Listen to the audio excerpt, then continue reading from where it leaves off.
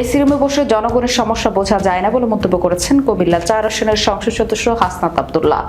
জুলাই আহত ও গেল 17 বছর ধরে যারা নির্যাতিত হয়েছেন তাদের মুখ দেখানোর জায়গা নেই বলে মন্তব্য করেন তিনি।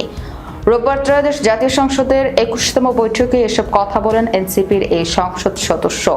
হাসনাত আব্দুল্লাহ বলেন, একটা কাঠামোগত পরিবর্তনের জন্য আমাদের সবার লড়াই ছিল।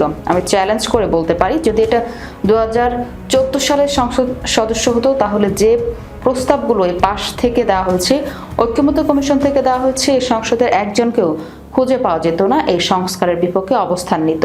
কুমিল্লা 4 আসনের এই সংসদ সদস্য বলেন, মানবাধিকার কমিশনকে বিলুপ্ত করা হয়েছে, বলা হচ্ছে আরো শক্তিশালী করে এই সংসদে পুনরুত্থান করা হবে।